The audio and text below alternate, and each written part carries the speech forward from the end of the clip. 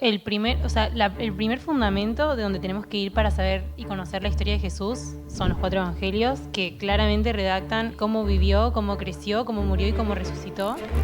Los evangelios eran seguidores de Jesús, es muy fácil que los seguidores de Jesús confirmaran, y también se conocerán datos de gente que no era cristiana ni seguidora de Jesús que pudiera confirmar su existencia. Aparte de eso, la muerte de Jesús en la cruz es el hecho histórico mejor atestiguado de la biografía de Jesús. Yo, lo que tú dices, ¿no? Existe la controversia de si Jesús existió o no, pero aún más es esa naturaleza que Jesús tenía. Era humano, era divino. Hay una frase que me gusta mucho que dice: si el cristianismo es falso, no tiene ningún tipo de importancia, ¿vale? Y es así. Si el cristianismo es falso, no sé qué estamos haciendo aquí.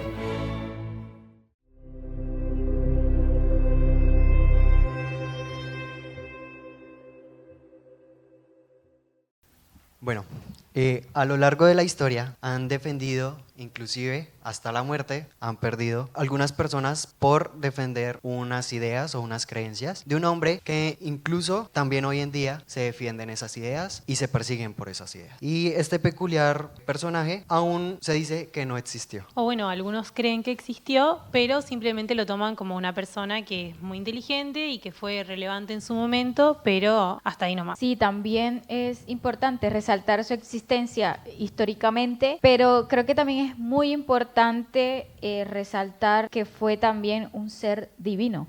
Yo soy Dais. Yo soy Agus. Yo soy Jefferson. Yo soy Hernán y somos Horizon. Y el título es un título muy interesante que, bueno, como decían los chicos al principio, nos concierne a todos, o quizá no, y ya lo vamos a ir viendo. ¿Es Jesús el hombre más trascendental del mundo? Y así como podemos ver esta palabra trascendental puede ser ideas que a lo largo de la historia van compartiéndose y van siguiéndose a partir de una persona, algo que trasciende en la historia y algo que va pasando a través de la historia con... Algo que se mantiene a través de la historia. Algo que se mantiene a través de la historia, exactamente. Entonces, hablando de justamente Jesús como personaje trascendental, podemos ver, hay mucha gente que no cree que existió directamente, entonces vamos a hablar acerca de este tema. Sí, es que para entender y confirmar o desmentir, porque es lo que queremos hacer un poco, ¿no? Confirmar. Si Jesús realmente fue un hombre trascendental, debemos irnos quizás un poco también a la historia, ¿no? Estudiar o hablar acerca de su contexto histórico, qué pasaba o por qué se cree que Jesús existió o no. Y bueno, habría que remontarse un poco a la parte histórica. Allí, ¿cómo se justifica eso de la existencia de Jesús en la parte histórica? A ver, yo creo que realmente el primer fundamento de donde tenemos que ir para saber y conocer la historia de Jesús son los 4 evangelios, que claramente redactan cómo vivió, cómo creció, cómo murió y cómo resucitó. O sea, está re bueno porque se ha demostrado a lo largo de los años, a lo largo de los siglos, se han encontrado manuscritos, o sea, está completamente demostrado, siempre con un saltito de fe, pero al final hay hechos donde hablan que incluso 3 de los 4 evangelios fueron encontrados, recuperados copias al poquísimo tiempo de que Jesús muriera. O sea, es como una prueba grande de que lo que está escrito en la Biblia es verdad.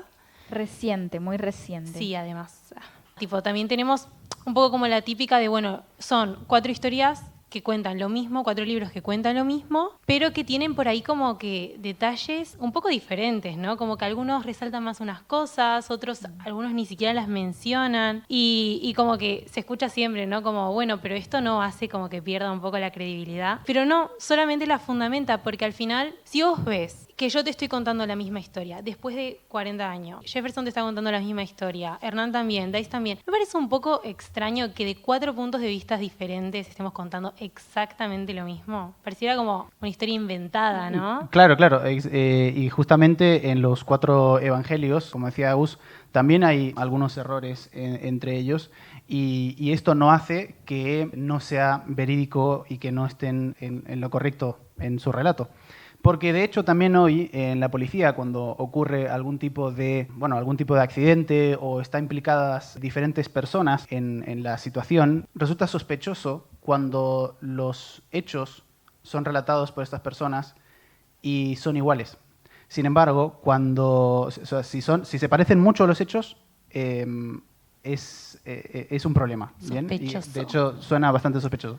Pero si estos hechos hay pequeñas diferencias entre ellos, es probable que sea verdad.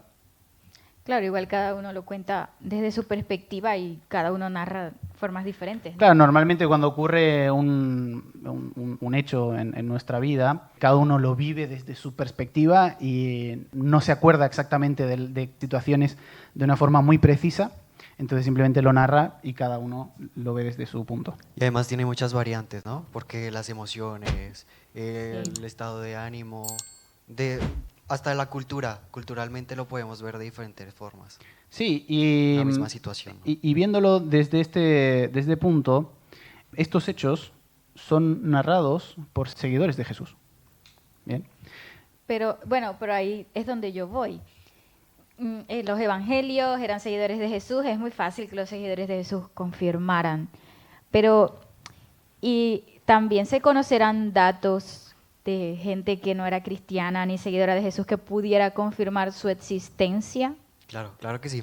Y inclusive hay un joven que se llama Plinio, de hecho le dicen Plinio el joven, porque era joven.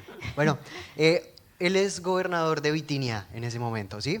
Sí. Y cuenta algo importante porque él tiene unos manuscritos, se conservan algunos manuscritos de cartas que él escribe a un emperador.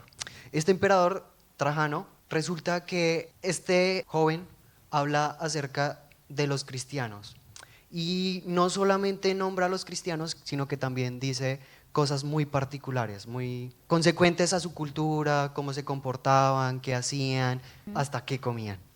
Entonces, no solamente nos habla acerca de que en ese momento habían cristianos, sino que también seguían sus ideas vigentes en ese momento, ¿sí? También habla acerca de Trajano y Trajano le responde con otra carta diciéndole qué deben hacer los cristianos. Entonces Trajano contesta a Plinio diciéndole que no buscara a los cristianos, pero que cuando ellos los acusaran, si ellos se retractaban, podían ser libres, pero si no, debían ser castigados. Y esto sucedió reciente, ¿no? Reciente Sí, bastante no ha pasado más de un siglo de la muerte de Cristo. Entonces, O sea, que era en esa época, o sea, estaba reciente y no era cristiano ni seguidor de Jesús. sí, así es. Igual sabes que esto que decís de las cartas, o sea, como que cualquiera te escucha afuera y bueno, el que conoce un poco de historia y qué sé yo, sabe que Plinio existió, tipo, no tiene duda alguna de lo que ahora mismo estás contando, ¿no? Y también me hace pensar en lo que dijiste recién, como que bueno, está bien, los 4 evangelios los contaron seguidores de Jesús, ¿no? ¿Quién te dice que no se pusieron de acuerdo? Un poco. Pero es como una novela re histórica, es la Ilíada de Homero, y tiene como a día de hoy aproximadamente y seguramente más de 1500 copias. Y el último fragmento que se recuperó como copia, o sea, el más antiguo que tienen, es de como 1000 años más tarde desde la copia original, ¿no? O sea, y aún así, nadie como que lo pone en duda, nadie como que dice, no sé, raro, ¿entendés? Pero Sí, la Biblia está como... Exactamente, a personajes históricos como Sócrates, Platón, Aristóteles, personajes que se estudian mucho en la cultura actual, en la filosofía, psicología también. A estos personajes no se los pone en tela de juicio y justamente eso es lo curioso. Sí, bueno, es que igual yo creo que la Biblia siempre va a estar en tela de juicio, porque al final es algo tan importante y que impactó tanto tiempo que a la gente se le hace raro. Pero a ver, mira, el Nuevo Testamento tiene fácil más de 6000 copias. O sea, te estoy hablando de 5 veces más que la Ilíada, a pesar de que se ponga más en duda. Y el fragmento antiguo más recuperado, el más antiguo que tienen, es de menos de 30 años del original. O sea, al final lo comparás y decís, ¿cómo puede ser que nadie ponga en duda algo que encontrás de más de 1000 años? O sea, de un montón de siglos estoy hablando y no de algo que está como ahí nomás, digamos, ¿viste? Como que eso me parece no sé, me parece re loco. Se puede conservar de una mejor forma, ¿no? Han pasado 1100 años, o más o menos 1000 años, y se puede conservar de una mejor forma lo que está de 30 años a lo que está de 1000 años, ¿no? Claro, porque la veracidad de los hechos históricos se suele medir en la distancia que hay entre el hecho que ocurrió en el momento y en el momento en que fue escrito. Claro, además encima eso da como garantía de que los detalles, ¿no? Entre más tiempo pasa, a ti se te van a olvidar muchos detalles de la historia, pero estaban ahí recientes, por eso quizás se conoce tanto un poco de cómo lo narran ellos también. Sí, y hablando un poco de escritores, voy a hablar acerca de uno que es Flavio Josefo. Este personaje habla acerca, es un escritor judío y es romanizado, ¿sí? Entonces, él habla en su libro Antigüedades Judías, que es básicamente recalca todo lo que se hacía en ese momento o toda la cultura judía y habla acerca de un personaje y en ese personaje es Jesús. Entonces dice, en aquel momento apareció Jesús, un hombre sabio. Entonces ahí empieza a hablar de que no es cualquier hombre, es un hombre sabio. Aparte lo llama maestro, aparte narra algunos hechos asombrosos, nombra algunas cosas que pasaron y entre ellas cuenta podría ser el Mesías. Se dice que esto lo colocó algún cristiano porque dice él era el Mesías. Entonces lo colocan entre paréntesis esta parte, Claro. porque no se sabe si con certeza este personaje, Flavio, lo colocó o fue un cristiano que lo colocó. Y este también nombra acerca de un hecho importante y muy importante en la historia, y es la muerte en la cruz. Porque nombra cómo Pilato, a causa de una acusación hecha por los principios, él condenó a Jesús a la cruz. Wow, qué interesante, ¿no? Que un personaje que no fuera de Jesús y hablara, lo describiera con esas características. Y no solamente la muerte, sino que también habla acerca que se dice que el tercer día él resucitó.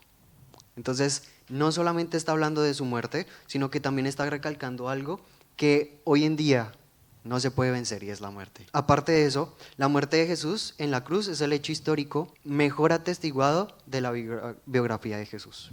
Qué loco que como que nos tenemos que ir a personas de antes, pero no tan de antes, para como respaldar el hecho de que, bueno, Jesús existió porque Tácito, porque Plinio, Flavio Josefo. Flavio Josefo, lo mencionaran como en algún momento, incluso en la Biblia misma tenemos como o sea, vos decís, bueno, está bien, va de vuelta con lo mismo de antes, ¿no?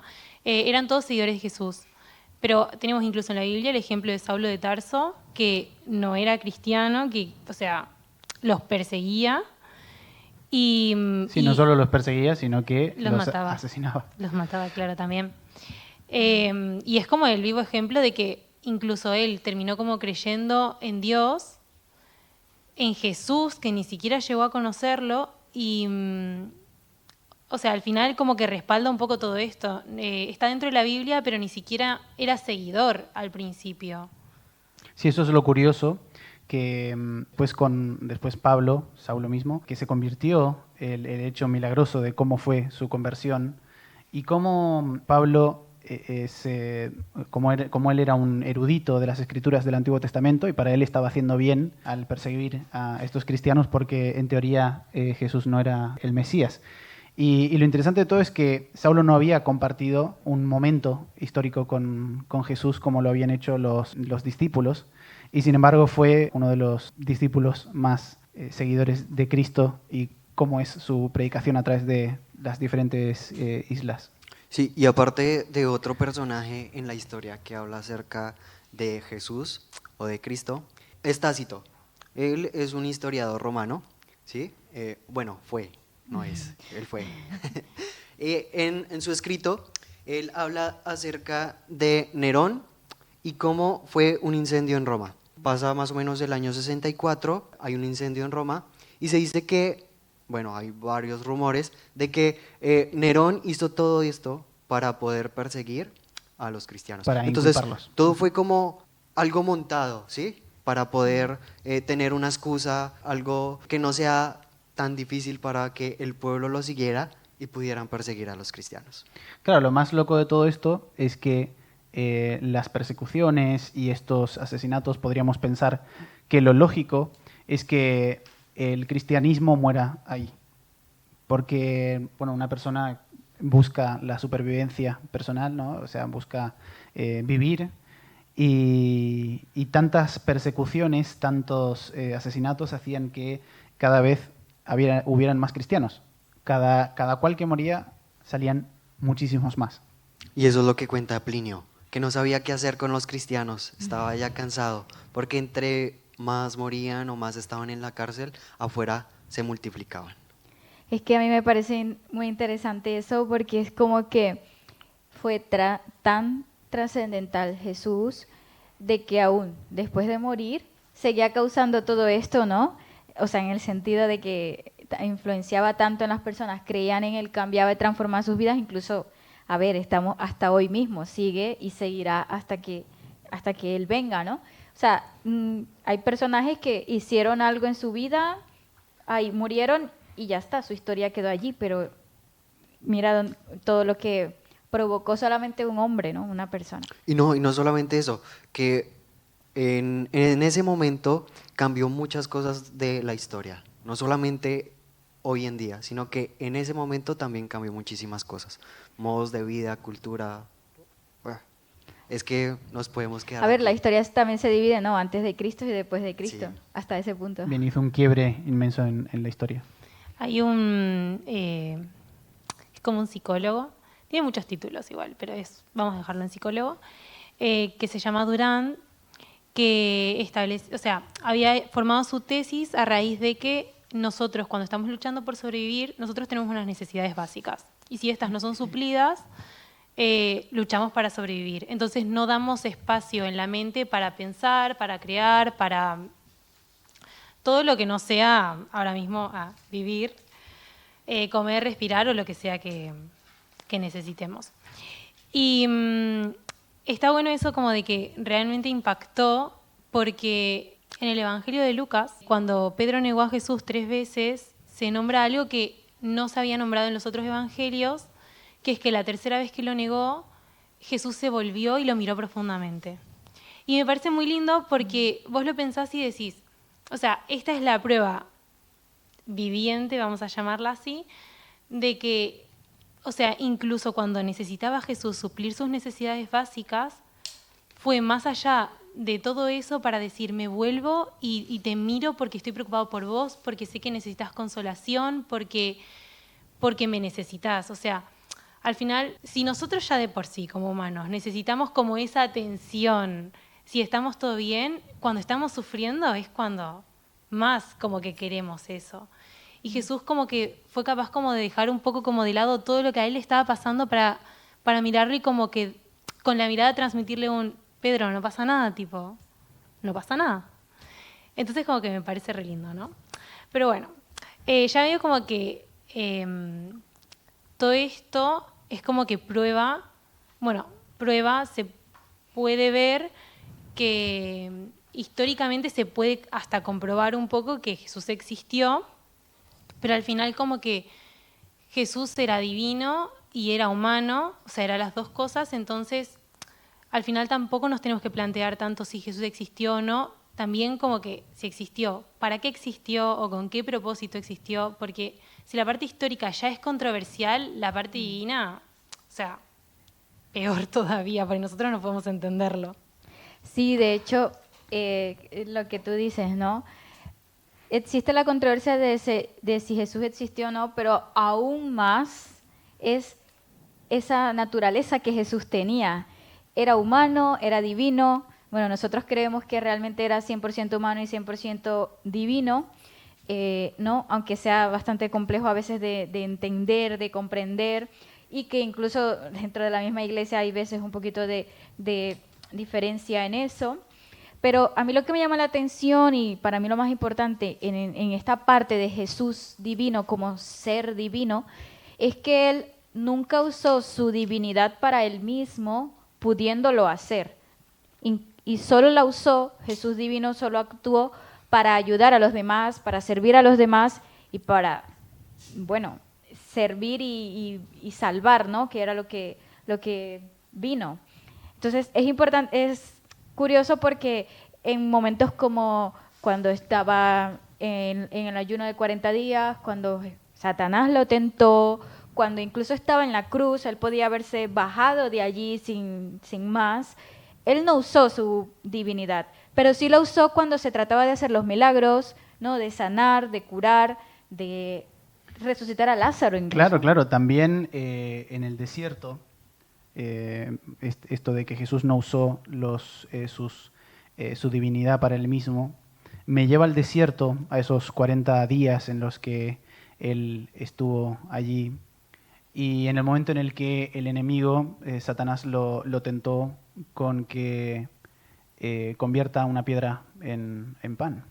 Entonces, viéndolo así, no parece algo muy grande. Quiero decir, podría haberlo hecho y cortar, aunque sea ese momento de hambre, y utilizar su divinidad para esa situación, ¿no? Parece algo pequeño.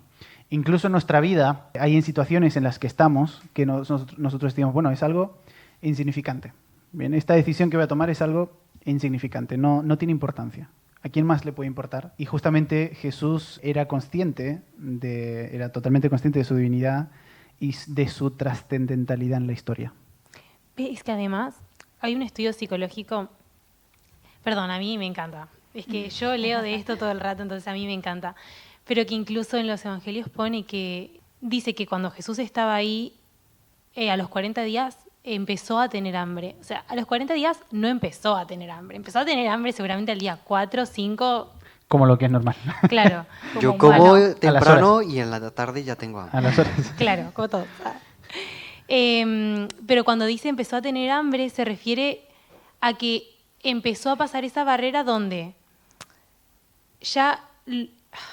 ¿Cómo lo explico? Las fuerzas se van debilitando. No El cuerpo es necesita de- eso, no es eso. Es cuando ya estás como tan al límite que la razón no entra porque tu cuerpo entra en total estado de preservación de vida. O sea, vos tenés tantas ganas de vivir. supervivencia. Sí, o sea, te aferrás tanto a la vida que ya llega un momento en el que no podés pensar en otra cosa que no sea eso. Y aún así, él como que al borde de ese umbral pudo decir, no, porque solo de pan vivirá. O sea, No solo de pan vivirá el hombre. entonces, como que es muy loco porque al final Saqueda demostró que incluso superando toda regla del ser humano, y ni siquiera ahí es lo que vos decías, tipo, no usó su divinidad para aprovecharse de eso, o sea, usó la lógica y dijo, no. Y importante también aclarar, ¿no? De que su divinidad también, entender que Él era Dios hecho hombre, habitando con nosotros. Y de hecho fue el único, o sea, se puede decir el único Dios, ¿no? Que ha bajado de allá de su trono y ha habitado en la humanidad. Ningún otro de los dioses de otras religiones o creencias ha bajado y ha estado con la humanidad, ¿no? Y realmente quien actuaba y quien hacía también los milagros, o sea, era Dios, pero Jesús como Dios, también el Espíritu Santo, y como él decía, el Padre y yo somos uno. Entonces, ahí se veía también esa divinidad de que Dios con nosotros, esa parte divina de Jesús. Claro, y pensando en lo que dices, en que en muchos momentos Jesús pedía cosas imposibles, ¿vale? En su ministerio Jesús todo el rato a la humanidad, a las personas con las que ha compartido un milagro, pedía cosas imposibles. Bien. Por ejemplo, tenemos a un paralítico en la casa de Pedro, y este paralítico estaba con esperanzas del Mesías, que sus amigos lo habían traído para que pudiera caminar. Y entonces Jesús aquí parece decirle algo imposible, y algo incluso que hasta a muchos de nosotros nos parece tonto hoy en día cuando Dios nos lo dice. Bien.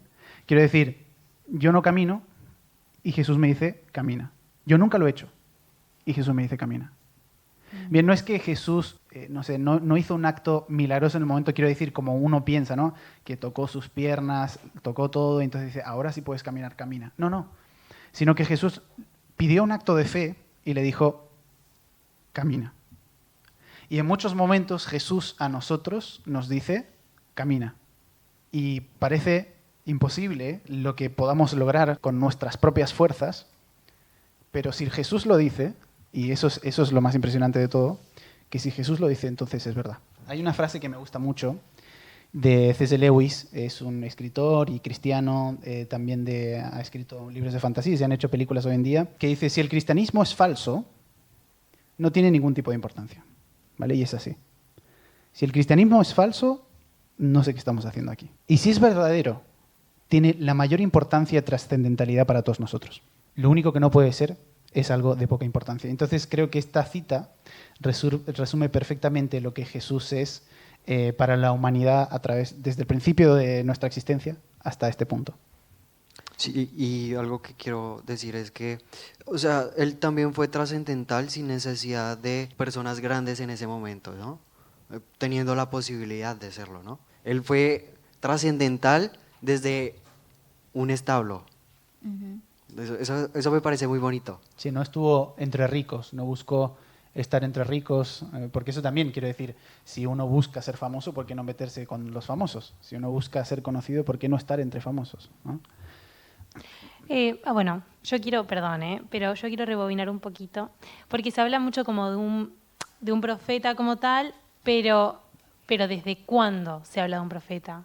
¿Un año antes? Porque al final yo te puedo decir, mañana llueve, me fijo en el clima y mañana llueve. Pero, o sea, ¿qué origen tiene? Sí, te refieres a que, en general, quiero decir, las profecías bíblicas no son las únicas profecías fuera de la Biblia que se han mencionado. Bien, quiero decir, hay un montón de profecías de diferentes profetas, de falsos profetas, hasta hoy en día los hay también, y que bueno, ellos dicen datos que son bastante ambiguos, que son datos que, bueno, quizá pueda pasar algo el día de mañana, pero como lo que pasó en 2012, ¿no? Por así decir.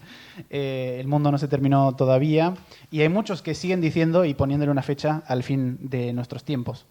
Pero la Biblia, si bien no pone fechas, pero sí dice muchos detalles y habla acerca de que si escudriñamos las Escrituras vamos a poder estar atentos a todo lo que pasa. Y la Biblia entera, desde Génesis, cuando Adán y Eva, los primeros seres humanos, cometieron el error de desobedecer a Dios, ya había un plan de salvación para todos nosotros. O sea, ya desde el principio nos muestra cómo iba a venir un Mesías. En Génesis capítulo 3, podemos ver toda la narración de la historia en el momento de la desobediencia y después en el punto clave que Dios los empieza a reñir por la situación, ¿no? De que dice, bueno, Adán, a partir de ahora empezarás a trabajar con el sudor de tu frente, te va a costar trabajar, ¿no? Como estabas tan tranquilo en el Edén. Eva, a partir de ahora vas a empezar a parir con dolor. Pero hay algo interesante ahí, que es cuando empieza a mencionar el tema de la serpiente. Y cuando menciona la serpiente, esto me lleva directamente a Apocalipsis, parafraseando de la parte del capítulo 3, que dice que pondrá enemistad entre la serpiente y la mujer, y que la mujer pisará la cabeza de la serpiente y la serpiente morderá el talón. Entonces allí nos muestra directamente, no es que está hablando de la serpiente como animal, sino de el enemigo y de la mujer como la iglesia. Y también habla de la simiente de la mujer. Y ahí habla de la simiente de la mujer. Sí. Entonces nos dice ya que Dios tiene un plan de contingencia para todos nosotros. También Efesios 1, 4 al 6 podemos ver cómo Jesús fue destinado a la salvación desde antes de la creación del mundo. En él Dios nos escogió, estoy leyendo el versículo, en él Dios nos escogió antes de la fundación del mundo, para que en su presencia seamos santos e intachables. Por amor nos predestinó para que por medio de Jesucristo fuéramos adoptados como hijos suyos, según el beneplácito de su voluntad, para alabanza de la gloria de su gracia, con la cual nos hizo aceptos en el amado. Sí, y podemos ver que desde el principio cabe resaltar que la Biblia está completamente entrelazada, ¿sí? Hay relatos y diferentes escritos, entre ellos también hay diferentes épocas, diferentes culturas, diferentes costumbres que aún se ven en ese tipo de escritos. Y sin embargo, todo encaja perfectamente. Y entre esos, el centro, la parte fundamental es Jesús. ¿Sí? No sé si a ustedes les llama la atención esto. Sí, es que de hecho todos los libros, ¿no? Hablan de Jesús, o sea, en algún punto y todos en algún momento hablan de Jesús. Y bueno, estaba incluso allí en el Génesis se menciona, ¿no? Desde lo que tú has hablado, pero fue realmente incluso antes de la fundación del mundo ya estaba como dicho de que Jesús Sí, vendría a la tierra. Claro, ahí ¿no? en Efesios capítulo 1, 4 al 6, nos pone cómo Jesús ya estaba destinado para la salvación. Y ahora existe la profecía como tal del nacimiento o algo así, que nos hable. Sí, a ver, Sí, porque, a ver, al final es un poco lo que vos comentaste antes. Tenemos un montón de profecías fuera de la iglesia, fuera de la religión, seculares, vamos a llamarlas. La de que el mundo se iba a acabar en el 2012. Creo que era azteca. Maya. Era Maya. Maya, eso, gracias. Claro, o sea, sabíamos, ¿no? Que se acababa en el 2012, pero no sabíamos cómo, no teníamos como mucha información, mucho Solamente se iba a detalle. acabar y ya. Claro, era un poco ambiguo. Sí. Entonces, como Sí. que creo que lo que Jeff quiso preguntar es si existe una profecía tal que explique el nacimiento como del profeta del que estamos como hablando. sí, a ver, yo creo que de hecho de Jesús y en la Biblia se dan muchos detalles muy, muy específicos que de verdad son como, oye, y muy interesantes. Por ejemplo, acerca del nacimiento, no se dice solo, bueno, van a ser un Mesías. Se dice también dónde van a ser. En Miqueas dice que el Salvador nacerá en Belén y así sucedió, ¿no? También se dice que en Isaías menciona que van a ser de una virgen, que será del linaje de David. También se menciona lo del establo, ¿no? Y fue interesante porque todo surgió, todo pasó así y ya estaba escrito. A tal punto también de que, por ejemplo, como los llamados magos de Oriente, que realmente serían los sabios de Oriente, conocían todas estas profecías y para ellos fue tan fácil reconocer al Salvador, o sea, lo vieron y todo les encajaba lo que habían estudiado y todo lo que habían aprendido, al igual que los pastores, ¿no? Y por ejemplo, también otros personajes que gracias a que estudiaron y reconocieron allí a Jesús, gracias a todos estos detalles tan específicos, fueron Simeón y Ana cuando lo vieron allí en el templo y se maravillaron, ¿no? De haberlo reconocido. Y otra parte importante que me llama mucho la atención es de que la gente de ese entonces que había estudiado las profecías sabía que iba a ser Jesús, sabía cómo iba a actuar.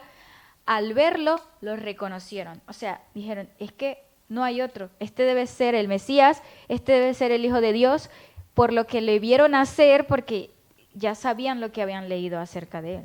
Ya Es son muy muchas interesante. coincidencias juntas, ¿no? Sí, Qué aunque lindo igual. Estar había como- cierto de duda y tal, pero es que decían, es que Tiene en que su ser. comportamiento, su forma, bueno, también su semblante reflejaba que era diferente.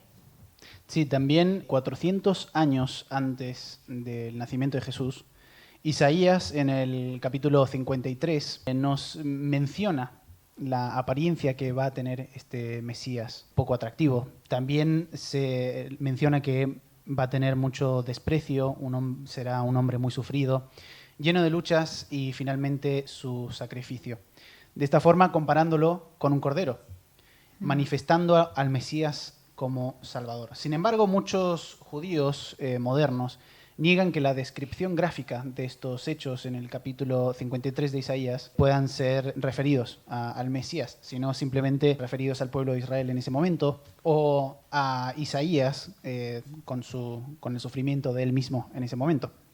Pero en el Nuevo Testamento se aplica claramente a Jesús en Mateo 8:17, que dice, para que se cumpliese lo que fue dicho por el profeta Isaías, que dijo, él mismo tomó nuestras enfermedades y llevó nuestras dolencias. También en Juan 12:36-43, que dice, allí nos vuelve a mostrar la confirmación del profeta Isaías de un Jesús mesiánico. Pero es interesante cómo la Biblia nos presenta de una forma tan específica, ¿no? Y también, como antes mencionabas, cómo Jesús se compara con un cordero. ¿Y eso a qué viene o por qué? Claro, exactamente. En muchos momentos se lo compara a Jesús con un cordero, pero específicamente en este contexto, el cordero nunca, cuando va a ser sacrificado, nunca grita y es un animal muy dócil. Quiero decir, en el momento de sacrificarlo, no es un animal que se resista ante el sacrificio del mismo. Y cómo Jesús en todo momento, en Mateo 26, 63, 27, 12 y 14, él, ante todas las acusaciones que estaba recibiendo, simplemente enmudeció y se dejó a voluntad. Un poco como el que calla otorga, ¿no? Y sí, es justamente lo que él estaba haciendo en ese Y momento. como los mártires, ¿no? También me recuerda un poco a los mártires, que también cuando los fueron a matar, fueron así, porque era un reflejo de cómo también murió Jesús, ¿no? Sí, Un poco. y cómo esas personas reflejaban a Jesús.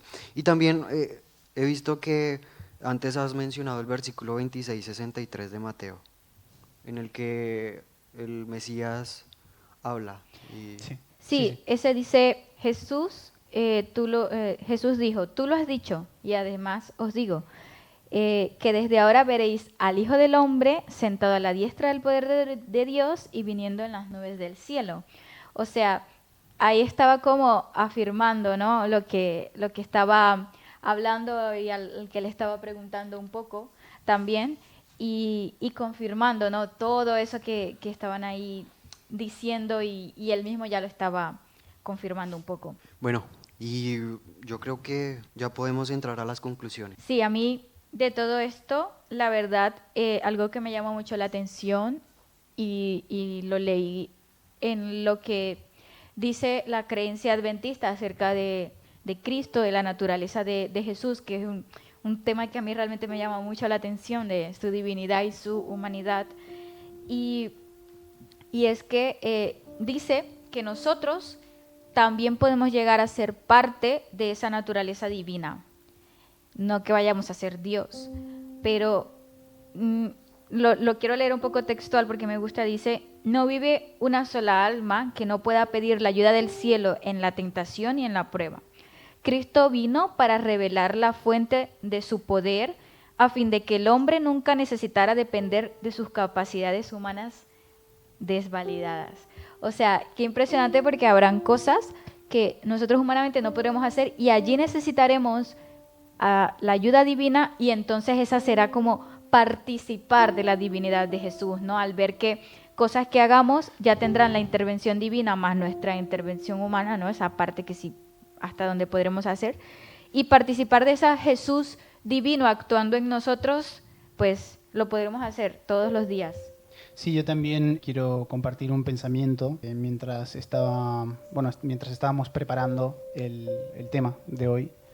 Y dice así: los dichos y milagros de Jesús trascienden a toda época. Pedía cosas imposibles y hacía cosas imposibles, como cuando le pide al paralítico que nunca había caminado que camine, o a su amigo Lázaro cuando estaba en la tumba, como lo habíamos mencionado. Jesús es el personaje que no se le puede aislar de su parte histórica y su parte divina. Ambas forman un todo completo que lleva a la humanidad al camino de la esperanza, el amor, la compasión y de certezas. Una humanidad llena de incertidumbre necesita un respiro emocional y físico, y Jesús lo es. Bueno, claramente dejamos un montón de datos que habíamos visto cuando tuvimos que preparar esto, porque nos parecieron todos interesantes, pero no nos iba a dar el tiempo y no los queríamos aburrir tampoco.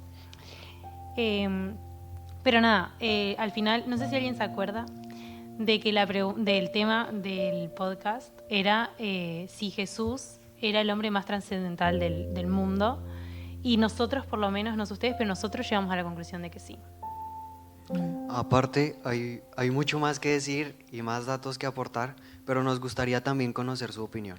Entonces, aquí abajo en la caja de preguntas pueden colocar y pueden aportar sus opiniones, y aparte también estaremos subiendo más contenido a lo largo de estos días.